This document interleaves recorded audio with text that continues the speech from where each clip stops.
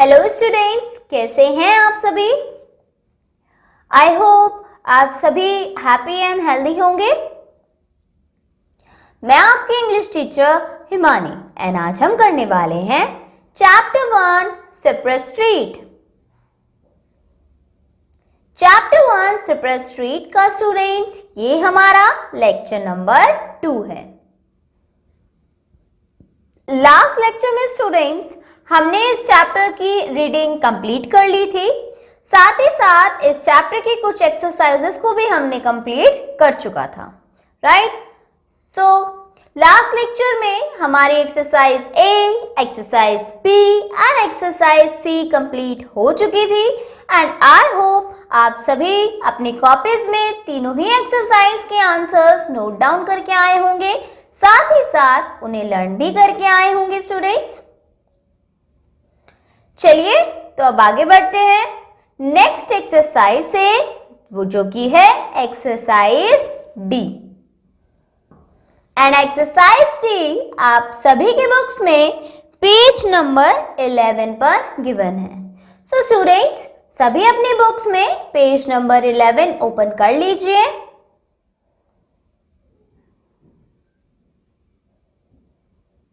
आई hope आप सभी को पेज नंबर 11 पर हेडिंग मिल गई होगी, exercise D, think and right. सोचिए और लिखिए।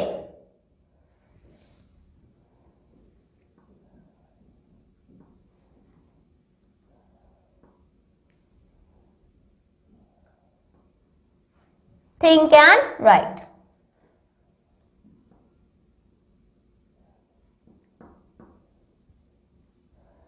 Okay students, so students think and right में हमें फर्स्ट क्वेश्चन दिया गया है, what do you think the mayor should discuss at the next meeting. तो आपको क्या लगता है कि मेयर को अपनी नेक्स्ट मीटिंग में डिस्कस करना चाहिए। What do you think the mayor should discuss at the next meeting.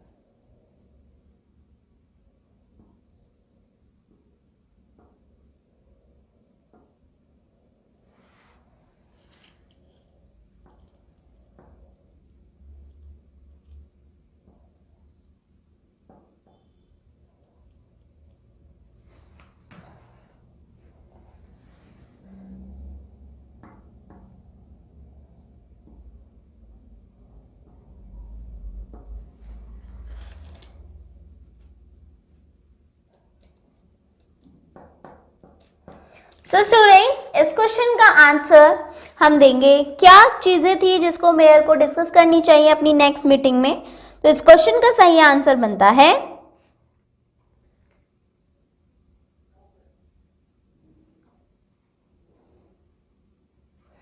The mayor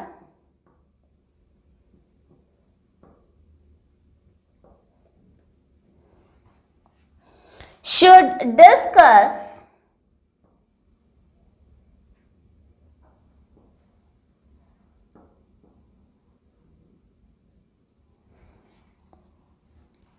some reforestation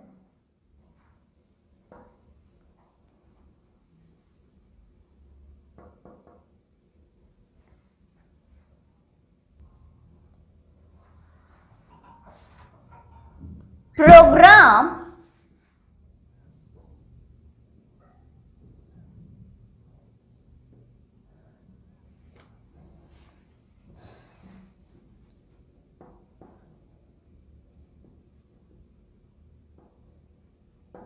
at the next meeting. So mayor को डिस्कस करना चाहिए अपनी नेक्स्ट मीटिंग में कुछ रिफॉरेस्टेशन प्रोग्राम्स के बारे में। सो स्टूडेंट्स रिफॉरेस्टेशन क्या होता है और रिफॉरेस्टेशन प्रोग्राम्स क्या होते हैं? सो स्टूडेंट्स, रिफॉरेस्टेशन मीन्स होता है फॉरेस्ट को दोबारा लगाना, दोबारा उन्हें रिन्यू करना। कभी कभी ज़रूरतों के अनुसार हमें ट्रीज को काटना पड़ जाता है, क्योंकि ट्रीज से मिलने वाला वुड, मेडिसिन और बहुत सी चीज़ें हमारी डेली लाइफ के लिए यूजफुल है। बट स्टूडेंट्स, हमें भूलना नहीं चाहिए कि ट्रीज ही वो हैं, वो थिंग्स हैं जिसकी मदद से हम ब्रीथ कर पाते हैं, हमें ऑक्सीजन मिल पाती है, राइट। सो अगर हम फॉरेस्ट काट के उन्हें खत्म कर सकते हैं तो हम फॉरेस्ट उगा के उन्हें दोबारा से बना भी सकते हैं, राइट। सो जो मेयर है उसे इस बात के बारे में सोचना चाहिए, इस बात की गहराई को समझना चाहिए और नेक्स्ट मीटिंग में उसे डिस्कस करने चाहिए कुछ reforestation programs. Okay students, I hope आप सभी को ये क्वेश्चन बहुत अच्छे से समझ में आ गया होगा। चलिए तो अब आगे बढ़ते हैं इसी एक्सरसाइज के सेकंड क्वेश्चन पर। सो क्या है हमारा second question? The poet says a neighborhood without trees is no good. Why is it important to have trees in a neighborhood? Write your reasons in the speech bubbles. So poet ने हमें poem में यही बताया है कि जो हमारा neighbourhood है, हमारा जो पड़ोस है, वो बिना ट्रीज के बिल्कुल भी अच्छा नहीं लगता है। क्यों हमारे लिए ट्रीज इंपॉर्टेंट है, हमारे नेबरहुड में ट्रीज प्रेजेंट होने क्यों जरूरी हैं, उन कुछ कारणों को हमें इन स्पीच बबल्स में लिखना है। ओके स्टूडेंट्स, चलिए तो करते हैं इस क्वेश्चन को।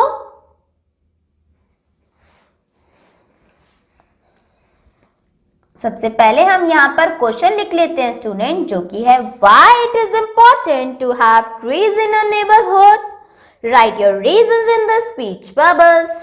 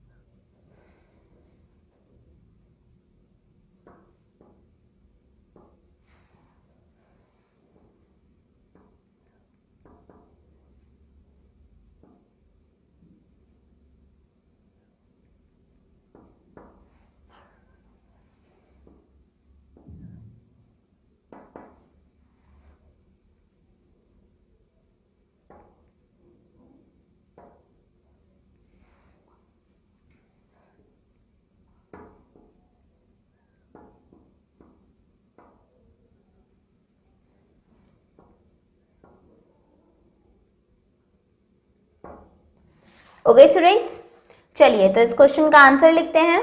सो स्टूडेंट्स, इस क्वेश्चन का आंसर के पॉइंट्स होंगे, यहाँ पर हमें वो सब इंपॉर्टेंट पॉइंट्स बताने हैं जो हमें ट्रीज से मिलते हैं। सो फर्स्ट पॉइंट होगा स्टूडेंट्स, ट्रीज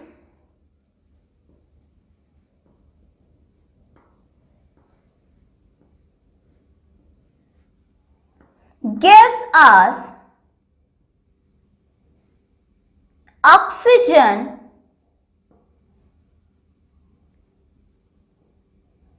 to breathe. तो ट्रीज हमें ऑक्सीजन देते हैं जो कि सांस लेने के लिए बेहद जरूरी होती है, राइट स्टूडेंट्स। तो trees gives us oxygen to breathe. Next important point होगा, they gives us shade.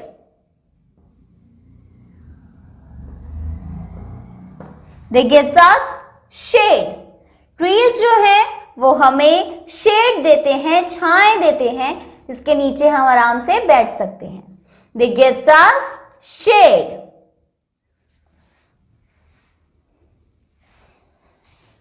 Next, they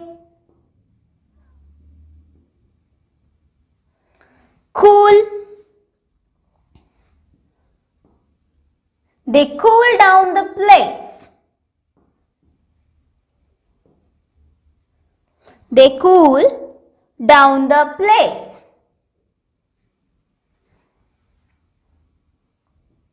And also homes for many birds and insects.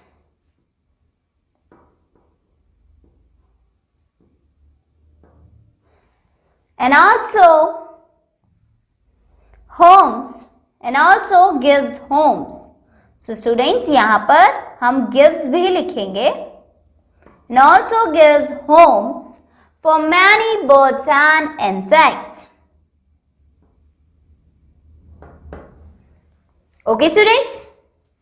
और क्या हेल्पफुल होते हैं trees? They gives us fruits and vegetables. Lastly, they beautify the place.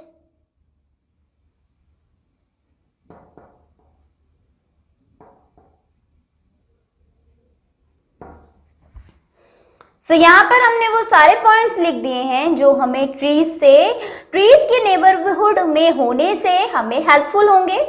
सबसे पहले students, trees का सबसे जो इम्पोर्टेंट पार्ट है, इम्पोर्टेंट हिस्सा है हमारी लाइफ में, वो ये है कि ट्रीज जो है वो हमें ऑक्सीजन देते हैं, जिसकी मदद से हम ब्रीथ कर पाते हैं, सांस ले पाते हैं. ओके, नेक्स्ट है दे गिव्स अस शेड. उनसे हमें छाया मिलती है. They cool down the place and also gives homes for many birds and insects. Trees जहाँ पर प्रेजेंट होते हैं वो उस जगह को ठंडा रखते हैं, कूल डाउन रखते हैं, और ये बहुत से एनिमल्स और इंसेक्ट्स का होम भी होते हैं. They gives us fruits and vegetables. Trees से हमें fruits मिलते हैं, vegetables मिलते हैं. And they beautify the place. और ये जहां भी प्रेजेंट होते हैं उस प्लेस को खूबसूरत बना देते हैं. Right students? सो स्टूडेंट्स, इसी के साथ हमारी एक्सरसाइज डे कंप्लीट हो जाती है.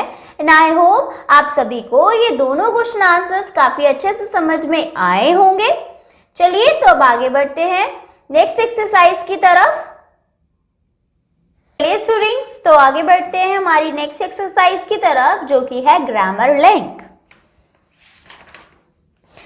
ग्रामर लिंक में स्टूडेंट्स जो हमें यहाँ पर टॉपिक दिया गया है वो है पंक्चुएशन.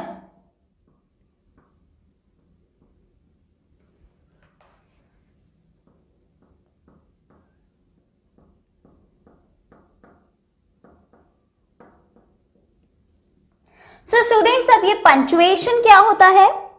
पंक्चुएशन होता है जब आप अपने सेंटेंस में full stop, comma, capital letters का प्रयोग करते हैं उस सेंटेंस को सही से लिखने के लिए. सो उस पार्ट को हम पंक्चुएशन कहते हैं, और उसी पंक्चुएशन टॉपिक को यूज करते हुए हमें नीचे की लाइंस को पंक्चुएट करना है. Punctuate the lines of the poem given below. So नीचे हमें पोएम दी गई है जिसे हमें सही तरीके से पंक्चुएट करना है. इट मीन्स अपने सेंटेंस के फर्स्ट वर्ड को, फर्स्ट लेटर को हमें कैपिटल लेटर में लिखना होगा. जहां कॉमा आएगा, जहां हमारी बात अधूरी है वहां पर आप कॉमा लगाएंगे, और जहां पर वो सेंटेंस पूरा खत्म हो गया है तब आप फुल स्टॉप लगाएंगे. Okay students? एंड उससे भी नेक्स्ट हमें दिया गया है punctuate this paragraph, use capital letter wherever required. Again students, इससे नेक्स्ट हमें एक पैराग्राफ गिवन है, उस पैराग्राफ को भी हमें सही तरीके से पंक्चुएट करना है. जहां कैपिटल लेटर्स की नीड है वहां पर कैपिटल लेटर्स बनाने हैं. फुल स्टॉप चाहिए तो फुल स्टॉप लगाएंगे, और कॉमा की नीड है तो कॉमा लगाएंगे. सो स्टूडेंट्स, इन दोनों ही एक्सरसाइज को आप सभी अपने होमवर्क से कंप्लीट करेंगे। अब आगे बढ़ते हैं एक्सरसाइज ई की तरफ। सो स्टूडेंट्स, एक्सरसाइज ई है rewrite the following sentences after inserting the necessary punctuation marks. Use capital letters wherever required.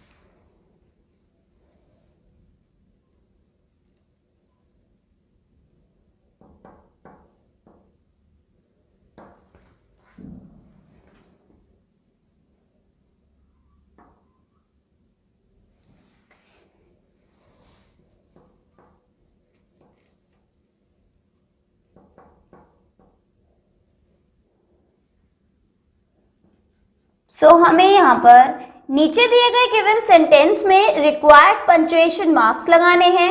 जहां कैपिटल लेटर्स आएंगे वहां पर कैपिटल लेटर्स को यूज करना है और इन सेंटेंस को रीराइट करना होगा, दोबारा लिखना होगा।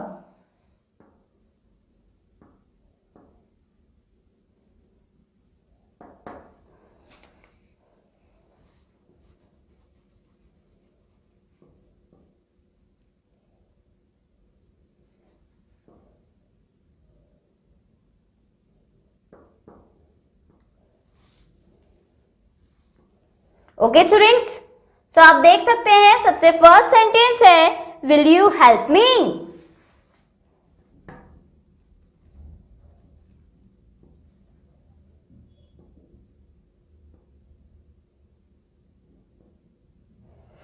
तो जब आप इसे पंचुएट करेंगे, पंचुएशन लगाएंगे, तो ये विल का जो फर्स्ट लेटर है W, ये कैपिटल लेटर हो जाएगा स्टूडेंट्स।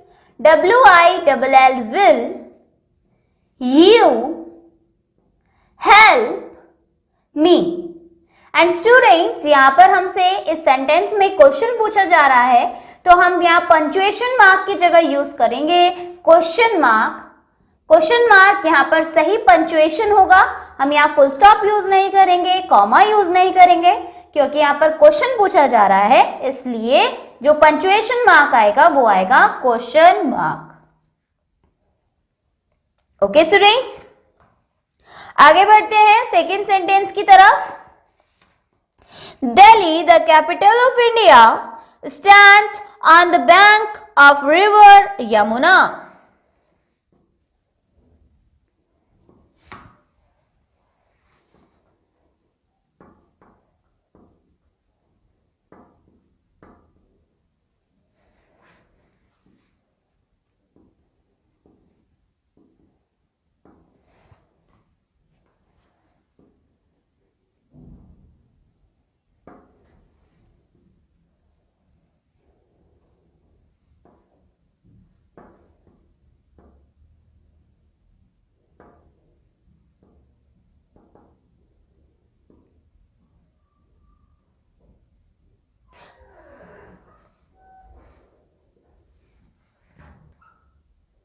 सो स्टूडेंट्स, चलिए अब इस सेंटेंस को पंचुएट करते हैं।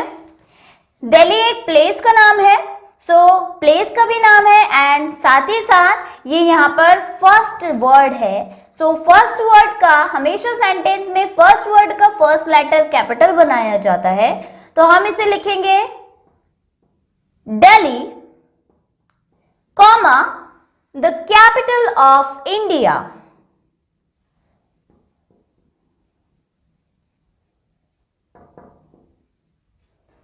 इंडिया अगेन हमारी कंट्री का नेम है और कंट्री या प्लेस, किसी भी प्लेस का नाम हमेशा कैपिटल लेटर में ही लिखा जाता है।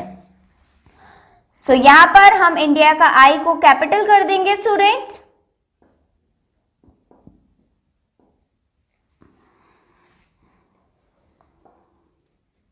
On the banks of river Yamuna. Again students, river Yamuna, Yamuna भी रिवर का नेम है और किसी भी चीज का नाम हमेशा कैपिटल लेटर में ही लिखा जाता है, उसका फर्स्ट लेटर हमेशा कैपिटल लेटर ही बनाया जाता है। तो ये जाएगा banks of river Yamuna. And then full stop. इसी के साथ ये सेंटेंस हमारा पंक्चुएट हो गया है स्टूडेंट्स। एंड इसी तरीके से आप इस एक्सरसाइज के लेफ्ट पार्ट्स को होमवर्क से पंक्चुएट कर आएंगे। चलिए स्टूडेंट्स अब आगे बढ़ते हैं नेक्स्ट एक्सरसाइज की तरफ।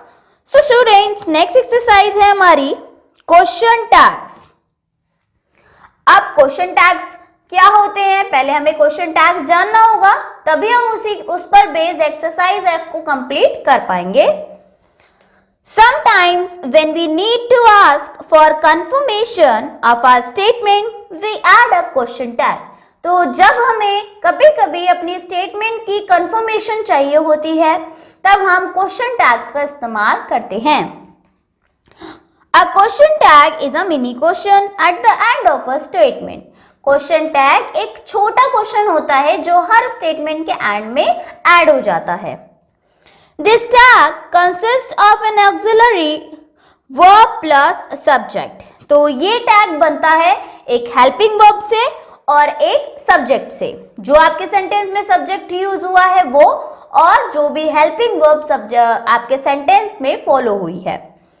With a positive statement, we use a negative question tag, and with a negative statement, we use a positive question tag. So students, question tag का एक ये रूल है कि अगर आपकी स्टेटमेंट पॉजिटिव है तो आप उसमें नेगेटिव क्वेश्चन टैग जोड़ेंगे, लेकिन अगर आपकी स्टेटमेंट नेगेटिव है तो आप उसमें पॉजिटिव क्वेश्चन टैग को जोड़ेंगे। फॉर एग्जाम्पल, जैसे आप देख सकते हैं दिस स्टेटमेंट इज पॉजिटिव, ये स्टेटमेंट पॉजिटिव है। इज नॉट इट, तो आप देख सकते हैं आगे की स्टेटमेंट हाँ में है और उसके पीछे जो क्वेश्चन टैग लगा है वो ना में लगा है, नॉट में लगा है। Same as this statement is not positive, is it. So आप देख सकते हैं इस स्टेटमेंट में आगे वाली जो स्टेटमेंट है वो नेगेटिव है और पीछे का जो क्वेश्चन टैग है वो पॉजिटिव है। ओके स्टूडेंट्स, आई होप आप सभी को ये क्वेश्चन टैग वाला टॉपिक क्लियर होगा। चलिए तो अब आगे बढ़ते हैं एक्सरसाइज F की तरफ स्टूडेंट्स। सो एक्सरसाइज F है complete this sentences with the correct question tag. So हमें सही क्वेश्चन टैग को चुनते हुए इन सेंटेंसेस को कंप्लीट करना है। सो स्टूडेंट F एक्सरसाइज में हमें फर्स्ट सेंटेंस दिया गया है We can have our dinner now. हम अपना डिनर अब कर सकते हैं। तो क्योंकि एक पॉजिटिव स्टेटमेंट है तो क्वेश्चन टैग नेगेटिव होगा और हमारा सब्जेक्ट वी था तो हम अपने जो क्वेश्चन टैग है उसमें भी वर्ब वी ही यूज करेंगे। तो ये हो जाएगा B option, cannot we. तो आप फर्स्ट के लिए टिक लगाएंगे बी ऑप्शन पर। Next, It is time for the flight to land. Flight का लैंड होने का समय it is time for the flight to land. So ये हो, क्योंकि ये एक पॉजिटिव स्टेटमेंट है तो नेगेटिव क्वेश्चन टैग लेंगे और सही ऑप्शन होगा is not it, क्योंकि सब्जेक्ट था it. Next, third sentence. These problems are not easy to solve. So इसमें हमारा सही क्वेश्चन टैग होगा are they, C option, because ये एक नेगेटिव स्टेटमेंट थी तो क्वेश्चन टैग पॉजिटिव जाएगा। इसी तरीके से स्टूडेंट्स आप इस एक्सरसाइज के लेफ्ट 2 पार्ट्स को होमवर्क से कंप्लीट करके आएंगे, साथ ही साथ आगे की दी गई एक्सरसाइजेस को भी आप सभी अपने होमवर्क से कंप्लीट करेंगे। आई होप आज कराई गई एक्सरसाइजेस आप सभी को अच्छे से समझ में आई होंगी students. That's it for today, bye bye, take care.